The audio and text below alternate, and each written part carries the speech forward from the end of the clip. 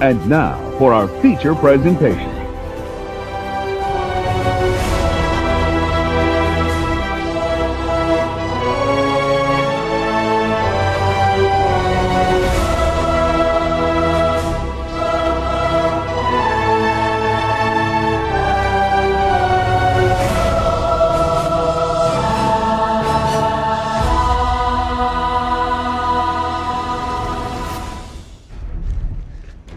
Now might be a really good time for you to get angry.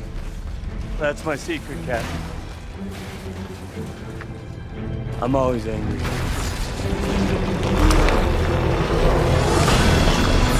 Years ago today, Earth's mightiest heroes came together on the big screen. In honor of the Avengers turning 10 years old today, I decided to review the first movie and the other 3 movies as well.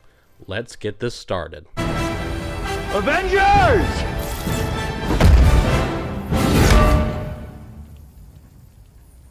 Assemble.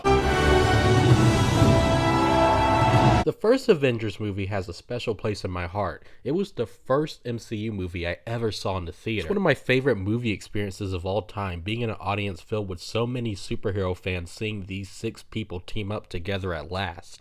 Smash.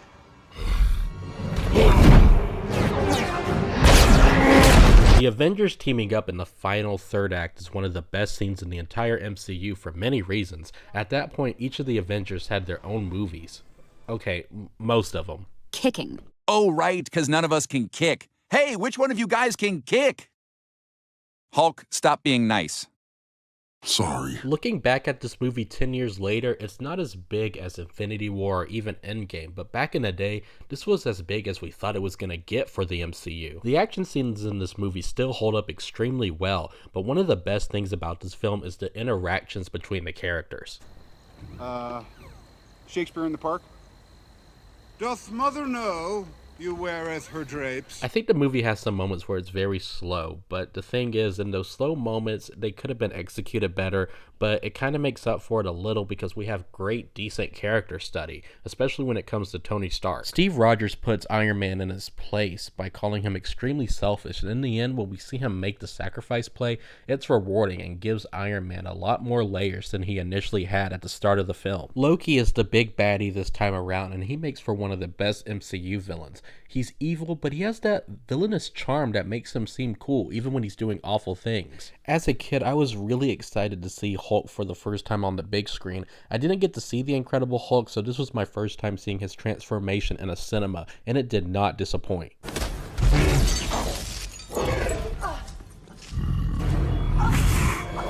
Dang, Hulk was really about to bitch slap her. And 10 years later, in the final scene, Black Widow whispers something to Hawkeye, and I've always wondered what it was to this day. Pick it and the war criminal Loki who should be answering for it. You're gonna be the only Avenger who doesn't get a movie. Despite some slow moments, the first Avengers is a great superhero film, and it shows that you can make a team of 6 people for one movie and it not be a complete mess. Is that the best you can do?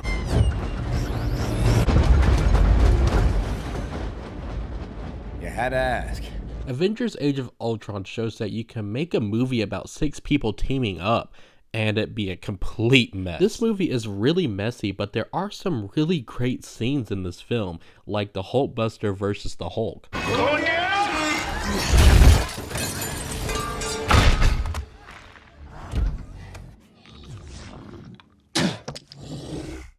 Oh, shit. We get to see Hawkeye's family, which automatically makes him an interesting character. We're introduced to one of the best MCU characters, Wanda, and she sets up a really great opening scene where we see Tony's vision of the future, where all of his friends are dead, and it puts some extra emotional weight for the future of the Avengers franchise. Avengers Age of Ultron does this frustrating thing where it tries to set up other films instead of focusing on the current film that is being presented. Thor leaves the movie for a second to figure out where the next movies are going to go. We get separate flashbacks to the Avengers and they all feel extremely disjointed, and they slow down the movie's momentum. Ultron is a decent villain, and James Spader does a terrific job voicing him. His voice work gives Ultron a little bit of snarkiness to his attitude, but also making him a little bit chilling. The big problem with Ultron is his motivations. Like, he wants to save humanity by killing the Avengers, but then he wants to kill the humans to save them because they won't be there anymore.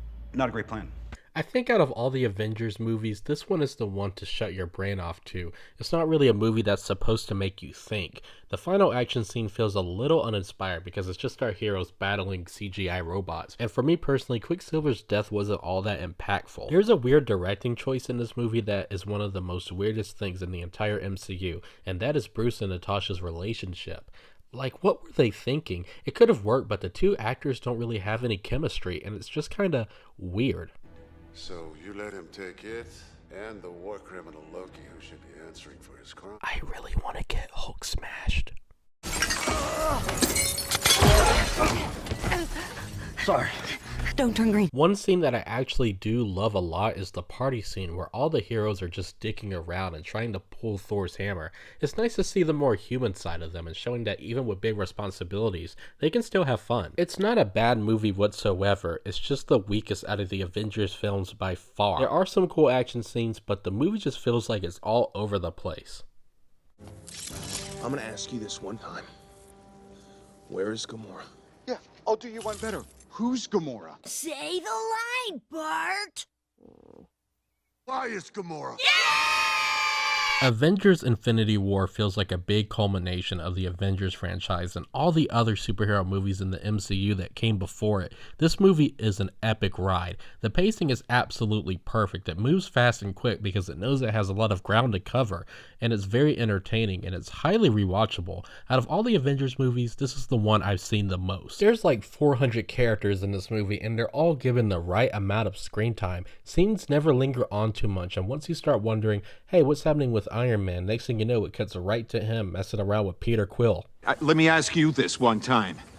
What master do you serve? What master do I serve? What am I supposed to say, Jesus? You're from Earth. I'm not from Earth, I'm from Missouri. Yeah, that's on Earth, I dipshit. remember back in 2012, I watched the Avengers end credits scene, and I had no idea who this guy was, and I'm sure other casual fans didn't know either. But I love how now Thanos is such a big name. I know Thanos has been sitting on the chair for over half of the MCU movies, but I think he is the greatest villain in the entire Marvel Cinematic Universe, and one of the best villains of the last decade. His motivations are clear, unlike Ultron. He wants to wipe out half of humanity to spare the others who are suffering. While I don't really agree with it, sometimes I'll see really cringy stuff online and I think, yeah, Thanos was right. I love it when villains in movies are extremely enduring, and Thanos is in this category. It's how to do a villain right. I think this movie works extremely well if you're a huge Guardians of the Galaxy fan like me. We finally see Gamora open up with her friends. Gamora and Nebula have finally started to get along, but it's all stripped away when Thanos sacrifices her. It's a powerful scene, and it turns out that Thanos actually does love her. And as sweet as it is, it's heart-wrenching seeing him throw her off that cliff. And when he finally does wipe out half of the human race, it is absolutely terrifying. I remember watching this movie in the theater for the first time in IMAX, hearing all the screams around the world, people slowly disappearing, you not knowing who's going to disappear into dust next. It was very intense. And with everybody gone, reduced to atoms, and the shot of Thanos staring at the sunset, knowing that he completed his goal, and he smiles and the screen cuts to black and the credits roll, my heart felt extremely full. At the end of the day, the villain won. And that's something you don't see a lot in movies. The action scenes are incredible and well choreographed. It's so great seeing all of these different characters from the different MCU movies team up together to fight one big baddie. The different character interactions is such a huge highlight, especially Doctor Strange and Tony Stark. You would think that these egotistical people would have a lot in common, but they bicker quite a lot, and it's really nice to see how it all plays out. Infinity War is an epic and emotional roller coaster, filled with many great action scenes, awesome character interactions, and a villain that actually wins at the end of the day. Infinity War is an MCU masterpiece. I know I just praised the ever-living hell out of Infinity War, but Endgame is my favorite Avengers movie. Everything is near perfect in this movie. The acting, the theme of loss, the action, CGI, the suspense, the drama, the heartbreak, the comedy, and of course the heroes. If you have stayed with the series, you may have grown attached to the world building and characters like I have. Some of the movies in the MCU aren't great, but nonetheless they are solid inclusions to this lineup of films. Endgame is an epic payoff for all of the Marvel movies that came before it. I remember going to the movies on opening night and seeing that the theater was absolutely absolutely packed. We all looked like one big happy family going to a church event, except it was for people who love these characters gathering from across my town to see a huge cinematic event. Endgame is a movie and an event. Movies like this only come once in a lifetime. The film's first act deals a lot with depression, and I just have to say Robert Downey Jr.'s performance in the scene is absolutely god tier. I got nothing for you, Cap. I got no coordinates, no clues, no strategies, no options, zero, zip, nada. No trust. Liar. Here, take this. You find him, you put that on. There's barely any action in the first act, but it's still intriguing. Everyone loves the action of Marvel because it's fun, but the writing for the characters and setting for the first act of this film made me forget that these superheroes needed to do some ass kicking. The way these characters view the world now is heartbreaking, and seeing the empty streets and the way things have changed is a challenge to get through for them. It has you wondering what will happen next. But in the second act, we get some time travel shenanigans. Again, the first MCU movie I saw was the original Avengers, and when they time travel back to 2012 and we see that same rotating shot untouched, it was like watching it all over again for the first time. Seeing Tony talk to his dad, Nebula and Rhodey knocking the shit out of Peter. It's just all a bunch of fun seeing all of these characters go back into the previous Marvel movies. Okay, maybe Natasha and Clint didn't have that much fun, but you know what I mean. But of course, the best part of the movie is when all of the Avengers and heroes from the past MCU movies finally assemble. I'll never forget being in that theater filled with cheering and clapping, everyone crowded beside each other laughing, happy to see all of these characters come together. It's a movie event I'll never forget. Captain America leading the ground heroes, Iron Man leading everyone who's flying in the air, giant Ant-Man running alongside them. It sounds like a perfect superhero finale, and it is.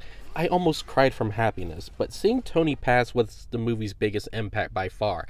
You finally get to see him make the big sacrifice play that the other characters was not expecting him to do, and it's very rewarding and emotional.